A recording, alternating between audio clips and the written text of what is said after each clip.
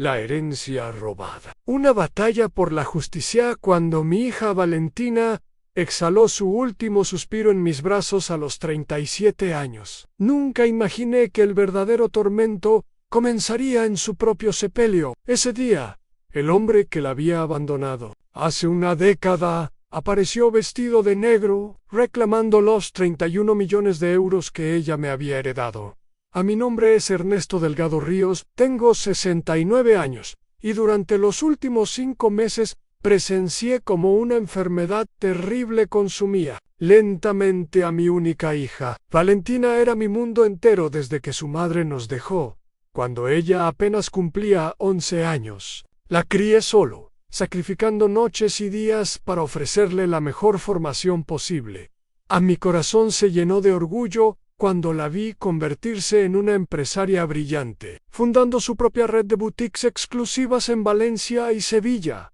El 18 de marzo de 2024, Valentina me pidió que entrara a su habitación del hospital. Sus ojos, que antes irradiaban fuerza y determinación, ahora mostraban la paz de quien acepta su destino final. «Papá», susurró con voz frágil pero clara, «hay algo fundamental que debes saber.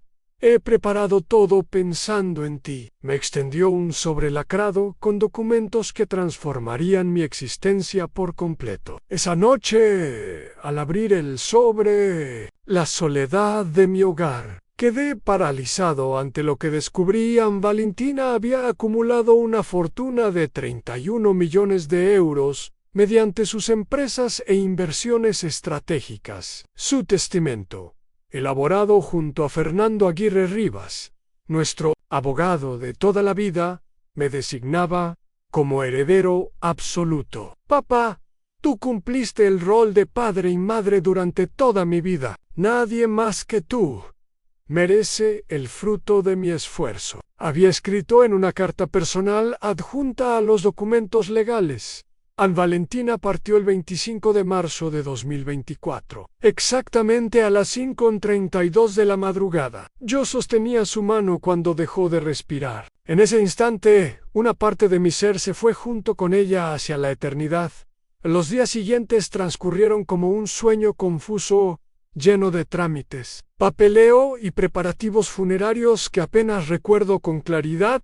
El 28 de marzo, día del funeral, la Catedral de Santa María estaba repleta de familiares, amistades y colaboradores comerciales de Valentina. Yo permanecía en primera fila, consumido por el dolor, cuando alguien tocó mi hombro con firmeza. Al girarme, encontré a un hombre de aproximadamente 43 años, alto, vestido con un costoso traje oscuro y corbata de seda. Lágrimas falsas rodaban por sus mejillas perfectamente afeitadas. «Ernesto», pronunció con voz supuestamente quebrada, «soy Adrián Campos Mendoza. Lamento profundamente la pérdida de nuestra amada Valentina». Por unos segundos no pude reaccionar.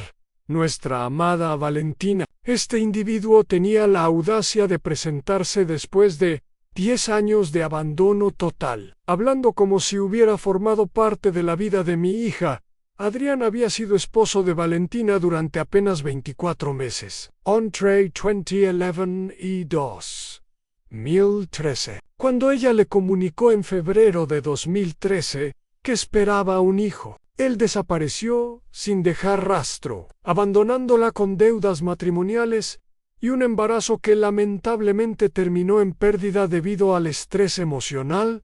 «¿Qué haces aquí, Adrián?», pregunté en voz baja, intentando mantener la dignidad. «En aquel lugar sagrado. Vengo a despedirme de la mujer que siempre amé», contestó limpiándose las lágrimas con un pañuelo inmaculado. «Valentina y yo tuvimos desacuerdos, pero ella siempre ocupó un lugar especial en mi corazón. Lo que más me enfureció fue presenciar su actuación frente a los demás asistentes. Se ubicó en segunda fila, justo detrás de mí, sollozando de manera exagerada y teatral. Varios presentes que desconocían la historia real se acercaron a consolarlo, creyendo que era el viudo destrozado. Al finalizar la ceremonia, incluso se atrevió a acercarse al féretro colocando su mano sobre la madera pulida, mientras murmuraba palabras que no alcancé a distinguir después del servicio religioso.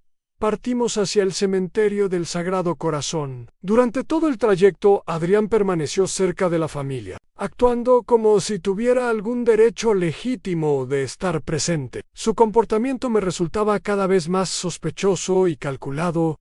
No era el sufrimiento auténtico de alguien que perdió a un ser querido. Era algo completamente artificial, ensayado, preparado. En el momento de descender el ataúd, Adrián se aproximó nuevamente. Ernesto, debemos conversar cuando termine esto. Hay asuntos importantes que necesitamos resolver sobre Valentina y sobre lo que viene después. Esas palabras me congelaron la sangre. Lo que viene después. ¿De qué hablaba un hombre que había abandonado a mi hija en su momento más vulnerable? En ese preciso instante, comprendí que Adrián no había asistido al funeral únicamente para despedirse. Tenía otras intenciones, y algo en mi interior me advertía que no serían beneficiosas para la memoria de Valentina ni para la tranquilidad que tanto necesitaba en medio de mi duelo.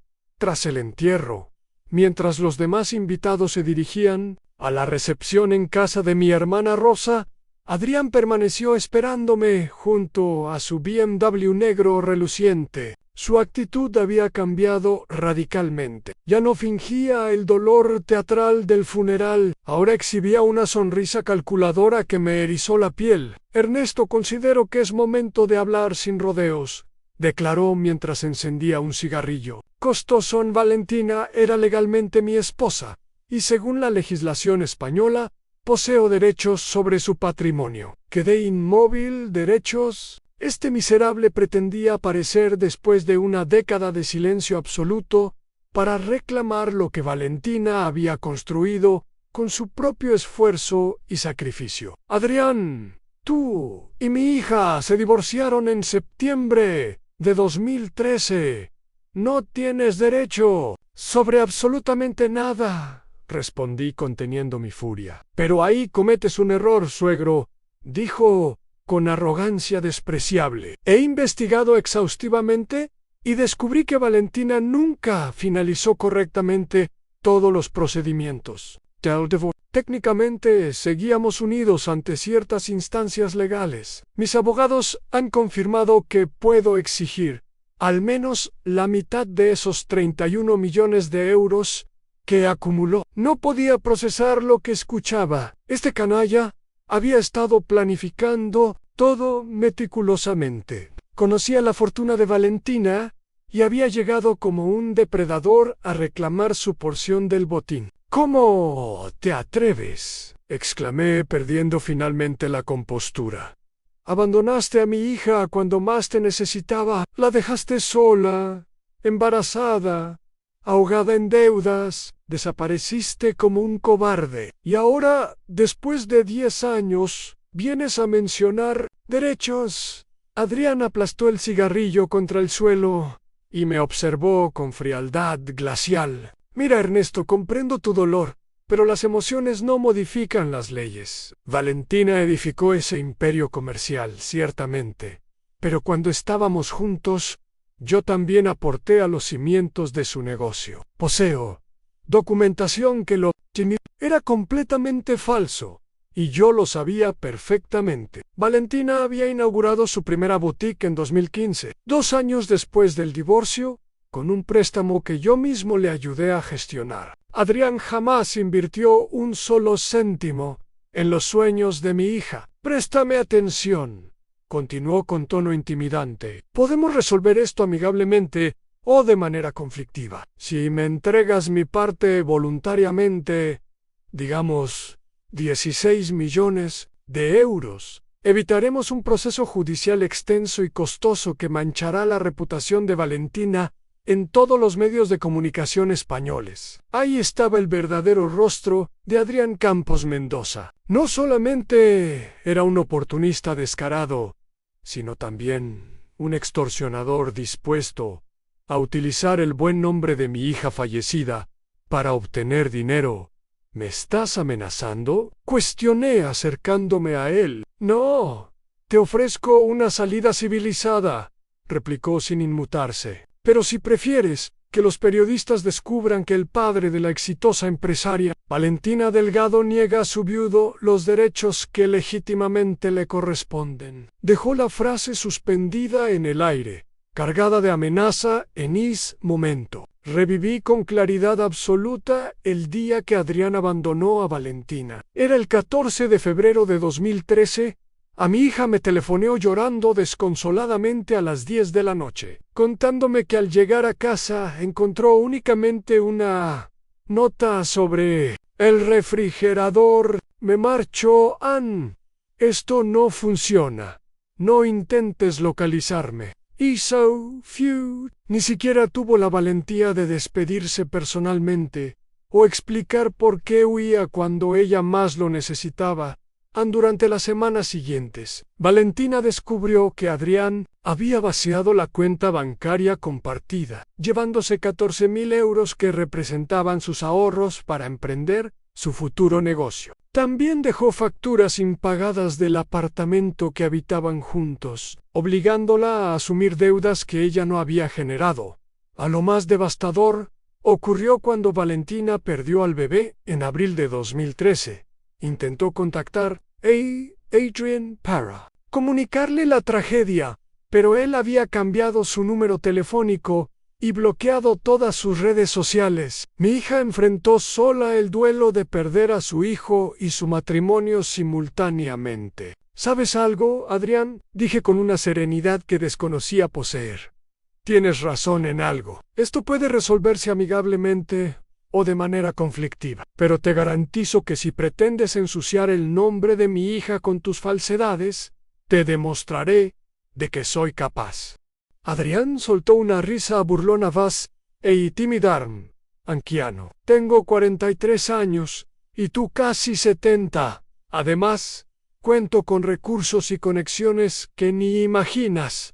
Mi propuesta está presentada. 16 millones ahora o 22 millones después del juicio, más todos los costos legales que me generará arruinar tu reputación. Lárgate de aquí antes de que cometa algo que pueda lamentar, le advertí. Tienes 7 días para reflexionar, respondió subiéndose a su automóvil de lujo. El próximo lunes recibirás la documentación legal correspondiente. Espero que reconsideres tu postura, porque esto apenas comienza. Mientras observaba alejarse su vehículo, experimenté una combinación de rabia y determinación que no había sentido en años. Este individuo creía que podía aprovecharse del sufrimiento de un padre que acababa de perder a su hija, pero había cometido un grave error de cálculo. Valentina me había enseñado a pelear por lo correcto, y eso era precisamente lo que haría en esa noche.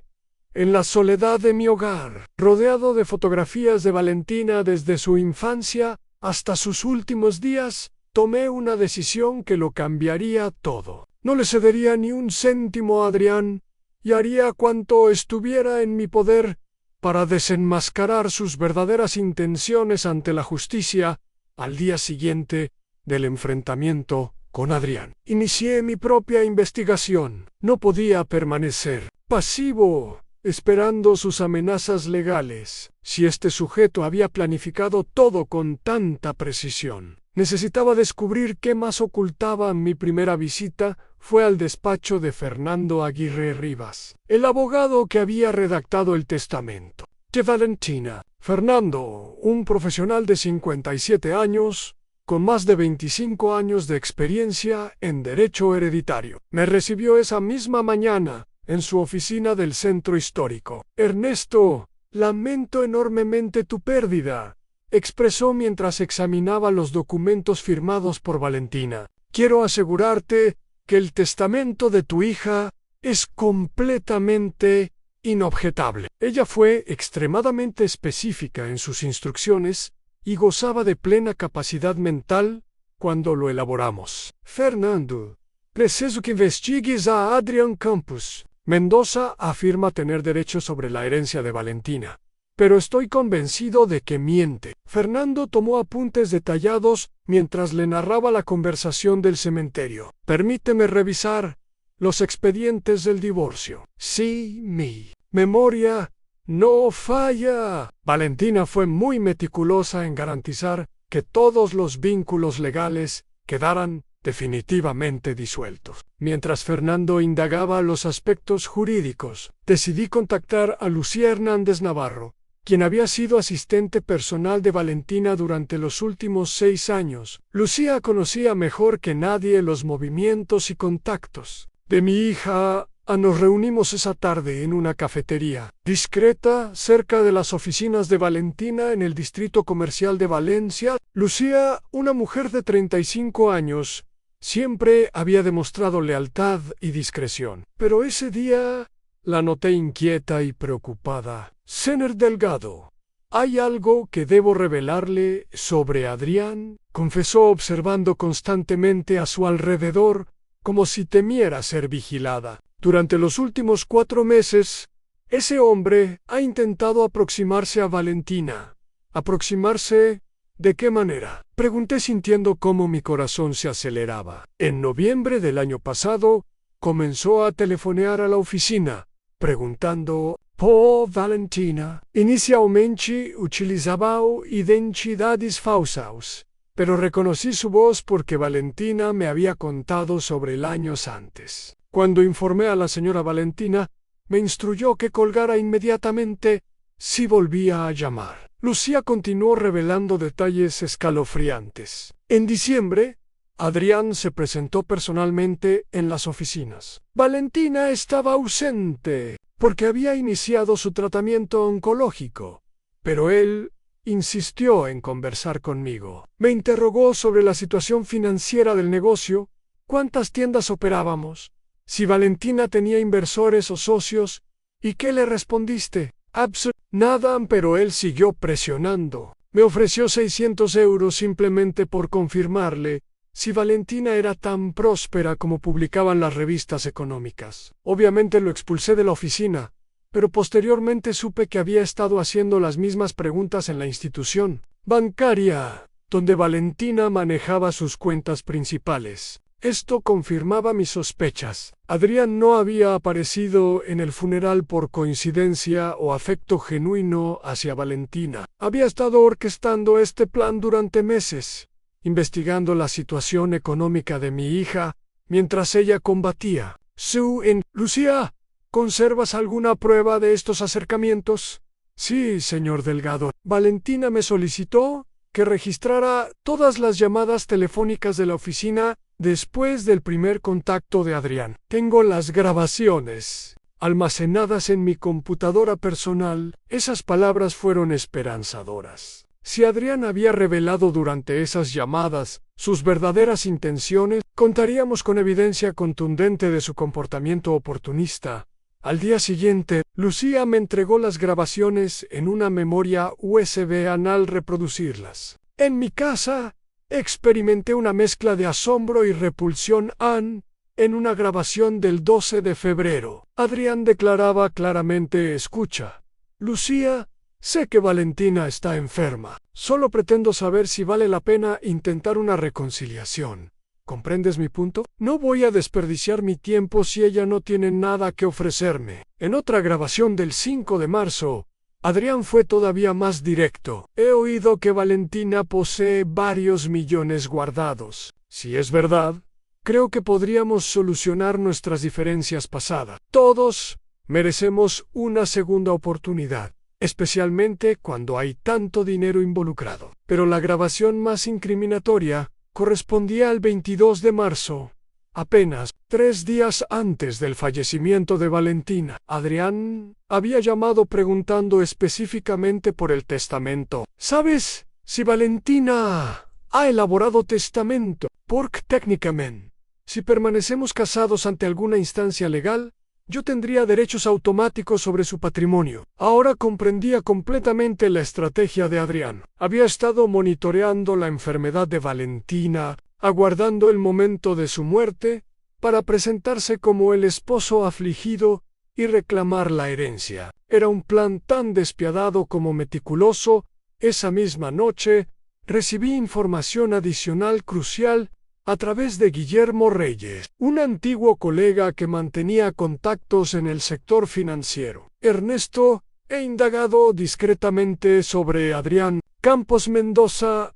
El sujeto está completamente arruinado. Perdió su consultora en 2021 por inversiones desastrosas en proyectos fraudulentos. Además, acumula deudas de apuestas en varios establecimientos de juego que superan los 95.000 euros. Los cobradores lo persiguen y está desesperado por conseguir dinero rápidamente. Todo encajaba con precisión. Adrián no solamente era un oportunista, sino un hombre acorralado que veía en la muerte de Valentina su única tabla de salvación financiera. Había apostado su futuro a obtener esa herencia, razón por la cual mostraba tanta seguridad en sus amenazas legales con toda esta información. Contacté a Fernando para programar una reunión urgente. Poseíamos evidencias sólidas del carácter fraudulento de Adrián, pero necesitábamos diseñar una estrategia legal robusta antes de que él cumpliera su amenaza de iniciar el proceso judicial. El viernes por la noche, mientras organizaba todos los documentos y grabaciones, sonó mi teléfono. Era un número desconocido, pero al contestar reconocí inmediatamente la voz de Adrián. Ernesto, confío en que hayas reconsiderado mi propuesta. El lunes presentaré los documentos ante el juzgado y te aseguro que resultará mucho más oneroso. Para ti, en última oportunidad, 16 millones y todos quedamos satisfechos. Adrián, respondí con firmeza absoluta. Creo que eres tú quien debería reconsiderar tu posición. He descubierto información muy reveladora sobre tus verdaderas intenciones. Hubo un silencio prolongado antes de que contestara. Desconozco de qué hablas, pero te advierto que no juegues conmigo. Poseo recursos y conexiones que pueden complicarte seriamente la existencia. Ya veremos quién tiene mejores cartas en esta partida, declaré antes de cortar la comunicación. Esa noche, por primera vez desde la muerte de Valentina, descansé con tranquilidad. Sabía que la batalla legal que se aproximaba sería intensa, pero ahora contaba con las herramientas necesarias para defender el legado de mi hija y desenmascarar las verdaderas intenciones de este depredador. El lunes 8 de abril de 2024, tal como había prometido, Adrián ejecutó su amenaza. A las 9 de la mañana, un mensajero judicial tocó mi puerta entregándome un sobreoficial del juzgado de primera instancia. Encontré una demanda de 52 páginas donde Adrián reclamaba no solamente los 31 millones de euros, sino también compensaciones por supuesta ocultación maliciosa de bienes conyugales. Su argumentación legal era retorcida, pero aparentemente bien estructurada. Alegaba que durante su matrimonio con Valentina habían establecido un régimen de colaboración empresarial que nunca fue formalmente disuelto. También afirmaba que Valentina había aprovechado ideas y contactos comerciales que él le había proporcionado para edificar su imperio empresarial.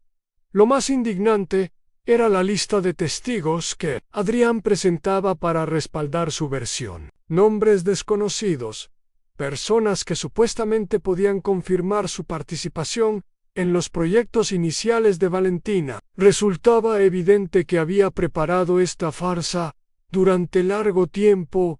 Inmediatamente contacté a Fernando para una reunión de emergencia. Cuando llegué a su despacho esa tarde, lo encontré analizando minuciosamente cada página de la demanda con expresión grave. Ernesto, seré honesto contigo. Adrián ha contratado a Roberto Salinas Guerrero, uno de los abogados más agresivos de la región en asuntos hereditarios. Es famoso por ganar casos complicados utilizando tecnicismos legales y presión mediática. ¿Qué implica eso para nosotros? Implica que actuarán sin escrúpulos. Salinas tiene reputación de filtrar información a periodistas para generar presión pública contra sus oponentes. Probablemente presenciaremos artículos sensacionalistas sobre el padre egoísta que niega la herencia al viudo de la empresaria exitosa. Fernando acertó. Al día siguiente, un portal de noticias sensacionalistas publicó un artículo titulado La disputa millonaria por la fortuna de Valentina Delgado, justicia o avaricia familiar. El artículo, claramente parcializado a favor de Adrián, presentaba una versión completamente distorsionada de los hechos. Según la publicación, Adrián era un empresario sacrificado que había abandonado su carrera para apoyar los sueños de su esposa y que ahora se veía injustamente excluido de los resultados de su colaboración matrimonial. El artículo incluía una fotografía de Adrián, vestido de luto, en el funeral, con un pie de imagen que rezaba en el dolor de un esposo que lucha por justicia. Mientras Fernando preparaba nuestra respuesta legal, me dediqué a buscar más evidencias del verdadero carácter de Adrián. Lucía me había mencionado que Valentina guardaba todos sus documentos personales en una caja fuerte de su despacho privado, dejándome la combinación para casos de emergencia. Al abrir la caja fuerte, descubrí un tesoro documental invaluable. Valentina había sido extremadamente meticulosa, guardando toda la correspondencia relacionada con su divorcio, incluyendo correos electrónicos que Adrián le había enviado en 2013. Cuando abandonó el matrimonio en un correo fechado el 20 de febrero de 2013, Adrián escribía a Valentina: «Necesito que comprendas que esto no funciona. No estoy preparado para la paternidad. Y sinceramente, tu obsesión con inaugurar un negocio me parece una fantasía ridícula. He decidido trasladarme a Barcelona para reiniciar mi vida. No intentes localizarme». Otro correo del 8 de abril de 2013 era todavía más revelador. «Retirado el dinero de la cuenta conjunta, porque lo necesito para establecerme. Considéralo mi compensación por los 2 años que malgasté en este matrimonio. Espero que encuentres manera de cubrir las deudas del apartamento sin involucrarme». Pero el documento más valioso era una declaración manuscrita que Valentina había preparado para su abogado en septiembre de 2013, durante el proceso de divorcio. En ella detallaba sistemáticamente todas las manipulaciones y abandonos de Adrián. «Mi esposo, Adrián Campos Mendoza, me abandonó el 14 de febrero de 2013 al enterarse de mi embarazo. Durante las semanas siguientes, vació nuestra cuenta bancaria conjunta, llevándose 14.000 euros, que constituían mis ahorros personales. Cuando perdí al bebé en abril debido al estrés, intenté contactarlo para informarle, pero había bloqueado todos los medios de comunicación. Solicito formalmente que en el divorcio quede establecido que Adrián renuncia a cualquier derecho futuro sobre mis bienes o ingresos. Esta declaración estaba certificada ante notario y poseía validez legal completa. Era la prueba definitiva de que Adrián había renunciado voluntariamente a todos los derechos sobre el patrimonio de Valentina. Provisto con esta evidencia, regresé al despacho de Fernando con renovada confianza. Cuando le mostré los documentos, su expresión se transformó completamente. «Ernesto, esto es extraordinario», expresó con una sonrisa de satisfacción. Esta declaración notariada demuestra no solamente el abandono voluntario de Adrián, sino también su renuncia explícita a derechos futuros. Cualquier juez competente desestimará su demanda de inmediato. Pero Fernando también me advirtió sobre las tácticas que podíamos anticipar. Salinas intentará desacreditar estos documentos. Argumentará que Valentina estaba emocionalmente alterada durante el divorcio o que las circunstancias se han modificado. También procurará demostrar que Adrián contribuyó de alguna forma al éxito posterior de Valentina. Para fortalecer nuestro caso, Fernando sugirió buscar testimonios de personas que hubieran conocido a Adrián durante su matrimonio con Valentina. Necesitamos testigos que puedan confirmar su abandono y su nula colaboración con los proyectos empresariales. De tu hija, recordé entonces a Carolina Torres Méndez, la mejor amiga de Valentina desde sus años universitarios. Carolina había sido testigo directa del sufrimiento de mi hija durante el divorcio y conocía perfectamente las circunstancias del abandono de Adrián.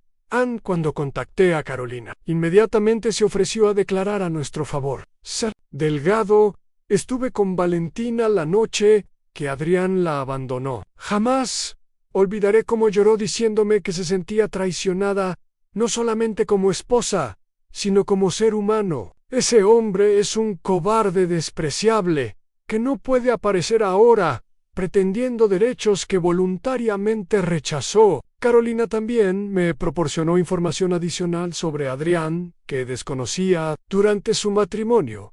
Adrián jamás demostró interés en los planes empresariales de Valentina. Al contrario, constantemente los ridiculizaba, diciéndole que perdía el tiempo. Incluso llegó a prohibirle que utilizara sus ahorros personales para contratar la asesoría de negocios que necesitaba. Pero entonces llegó la revelación más importante del caso. Lucía me contactó con información que transformaría completamente el rumbo de nuestra batalla legal. Me citó en su apartamento un jueves por la noche, asegurándome que poseía algo explosivo. Cuando llegué a su domicilio, Lucía parecía nerviosa, pero resuelta. Señor Delgado, después de nuestra última conversación, recordé algo fundamental. Valentina no solamente me pidió que grabara las llamadas telefónicas de Adrián, también instaló un sistema de grabación en su despacho personal después del primer encuentro presencial con él. Lucía encendió su computadora portátil y me mostró una carpeta repleta de archivos de audio. Valentina era extremadamente precavida. Cuando Adrián apareció en diciembre preguntando por sus finanzas, ella sospechó que intentaría algo posteriormente. Por eso decidió grabar cualquier encuentro futuro. ¿Hubo más encuentros?, pregunté presintiendo que estaba a punto de descubrir algo crucial.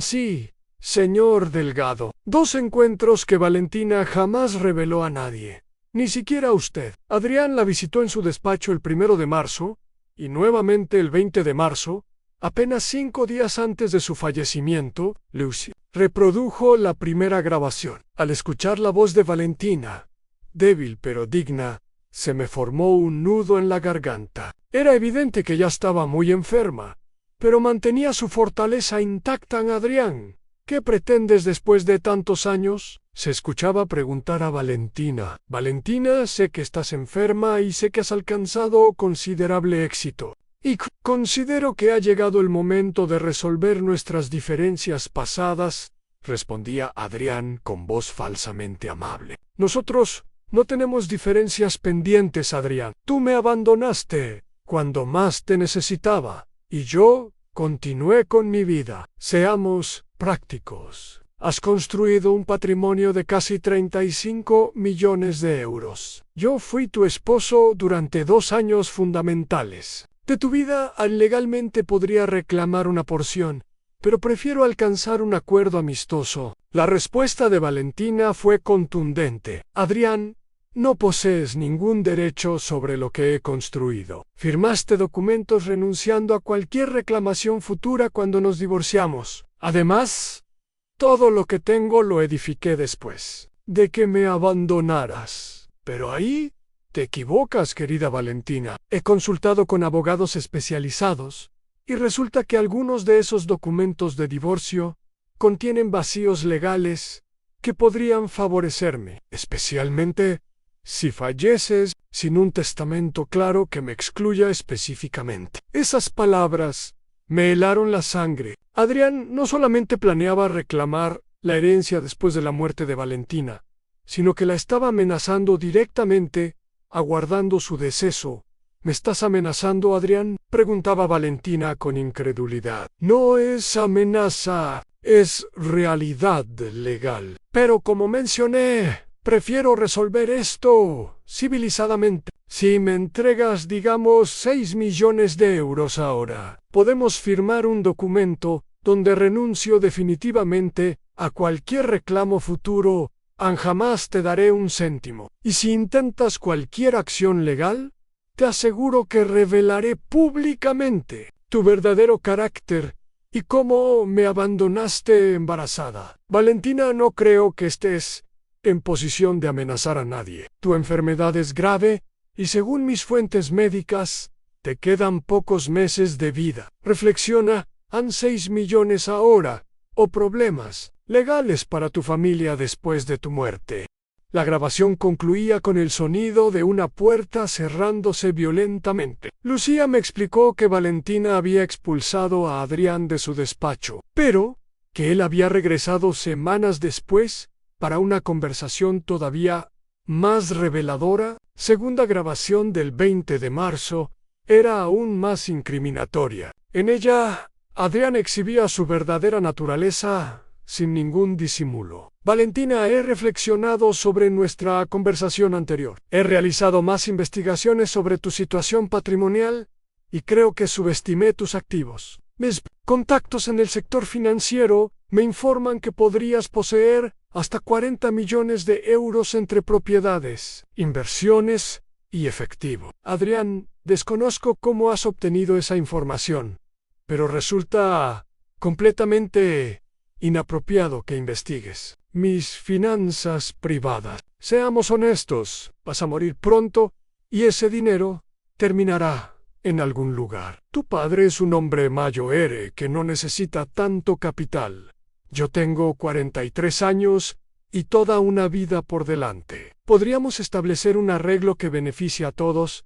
¿Un arreglo? ¿Has perdido la razón? Escúchame bien, Valentina. Puedo generar enormes problemas legales para tu familia después de tu muerte. Tengo abogados capaces de demostrar que nuestro divorcio no fue procesado correctamente en ciertos aspectos técnicos. Podemos prolongar los procesos judiciales durante años, congelando todos tus activos y destruyendo la reputación de tu familia. Adrián, eres absolutamente despreciable. No puedo creer que alguna vez estuve casada contigo. Soy pragmático, Valentina, pero te formularé una última oferta. Generosa, me entregas 16 millones ahora y te garantizo que tu padre heredará el resto sin inconvenientes. Si rechazas esta propuesta, te aseguro que pelearé por todo y tu familia no verá un euro de tu fortuna sin atravesar años de batalla legal. La voz de Valentina en la grabación sonaba exhausta, pero determinada. Adrián, escúchame con claridad. Jamás te daré nada. He modificado mi testamento específicamente para excluirte de cualquier herencia y he documentado todas tus amenazas. Si intentas algo después de mi muerte, mi familia tendrá todas las pruebas necesarias para demostrar que eres un oportunista sin escrúpulos. Ya veremos, Valentina, ya veremos quién tiene la última palabra en este asunto. Lucía detuvo la grabación y me observó con expresión solemne. Señor Delgado, después de esta segunda visita, Valentina me pidió que contactara inmediatamente a su abogado Fernando para modificar el testamento. También me instruyó que guardara estas grabaciones en lugar seguro y se las entregara a usted si Adrián intentaba cualquier acción legal después de su fallecimiento. Con todas estas evidencias devastadoras, Fernando y yo diseñamos nuestra estrategia definitiva. Presentamos una contrademanda acusando a Adrián de intento de extorsión, acoso durante enfermedad terminal y fraude procesal.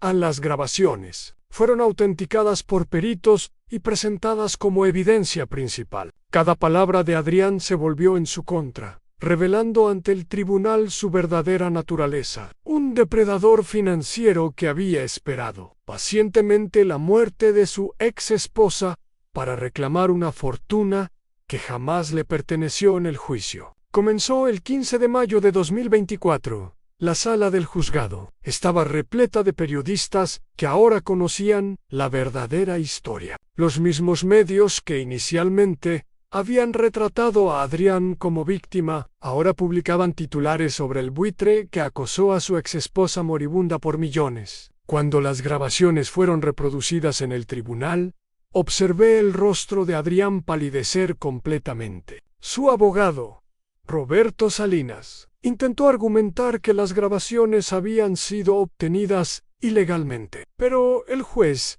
determinó que Valentina tenía todo el derecho de grabar conversaciones en su propio despacho privado, especialmente cuando se sentía amenazada. Ana Carolina Torres testificó con valentía sobre el abandono que presenció. Lucía declaró sobre los intentos de Adrián de obtener información financiera. Guillermo Reyes presentó documentación sobre las deudas de juego de Adrián y su situación financiera desesperada en la declaración notariada de Valentina del 2013, donde Adrián renunciaba expresamente a cualquier derecho futuro. Fue el golpe definitivo el 28 de junio de 2024.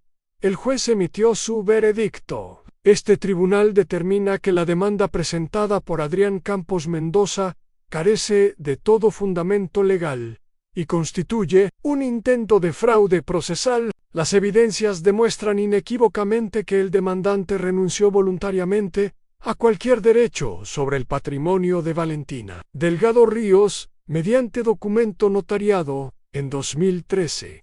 Además, las grabaciones presentadas revelan un patrón de acoso y extorsión contra una persona en estado terminal, conducta que este tribunal considera absolutamente reprobable. El juez continuó: se desestima la demanda en su totalidad. Se condena a Adrián Campos Mendoza al pago de todas las costas procesales. Additionalmente, este tribunal remite los antecedentes a la Fiscalía para que se investigue la posible comisión de delitos de extorsión y acoso. Cuando escuché el veredicto, las lágrimas corrieron por mi rostro. No eran lágrimas de alegría por la victoria, sino de profunda tristeza, porque Valentina no estaba presente para presenciar cómo la justicia finalmente prevaleció. 3 meses después del juicio, la Fiscalía presentó cargos formales contra Adrián por extorsión e intento de fraude. Su abogado Roberto Salinas lo abandonó cuando quedó claro que el caso era indefendible. Adrián fue condenado a 4 años de prisión y se le ordenó pagar una compensación por daños morales con la herencia de Valentina finalmente asegurada. Tomé una decisión que se habría hecho orgullosa a mi hija. Destiné 10 millones de euros a crear la Fundación Valentina Delgado, dedicada a apoyar a mujeres emprendedoras que enfrentan obstáculos para iniciar sus negocios. Otros 5 millones fueron destinados a investigación oncológica en honor a su memoria. El resto lo administro con cuidado, sabiendo que cada euro representa el esfuerzo, la determinación y el espíritu indomable de mi hija. A veces, en las noches tranquilas, miro las fotografías de Valentina y le hablo como si pudiera escucharme. Lo logramos, hija. Protegimos tu legado. Y gracias a tu previsión, pudimos desenmascarar a quien intentó aprovecharse de tu muerte. La última carta que Valentina me escribió, esa que encontré en el sobresellado junto con el testamento, terminaba con palabras que ahora comprendo en toda su profundidad. Papá, la vida me enseñó que las personas revelan su verdadero carácter en los momentos difíciles. Adrián mostró el suyo cuando me abandonó embarazada. Tú mostraste el tuyo cuando me criaste solo con amor infinito. Si algún día él intenta reclamar lo que no le pertenece, confío en que tendrás la fortaleza para defender lo que construí. No por el dinero en sí, sino porque representa mi vida entera. Una vida que tú hiciste posible. Valentina tenía razón. Esta batalla nunca fue realmente sobre millones de euros. Fue sobre justicia, sobre honor, sobre proteger la memoria de una mujer extraordinaria que enfrentó la traición con dignidad y preparó meticulosamente la defensa de su legado, incluso mientras luchaba contra una enfermedad terminal. Hoy, cuando visito su tumba en el cementerio del Sagrado Corazón, le llevo flores y le cuento sobre los avances de su fundación, sobre las mujeres emprendedoras que están recibiendo apoyo gracias a su en Nero, Ciudad, Posthuman, y siempre termino con las mismas palabras. Gracias, Valentina. Gracias por enseñarme que el amor verdadero trasciende la muerte, y que la justicia, aunque a veces tarda, siempre encuentra su camino. Fin. Esta historia nos recuerda que los verdaderos vínculos familiares no se miden en documentos legales, ni en fortunas materiales, sino en el amor incondicional que permanece más allá de la vida misma, y que aquellos que intentan aprovecharse del dolor ajeno, tarde o temprano, enfrentan las consecuencias de sus actos.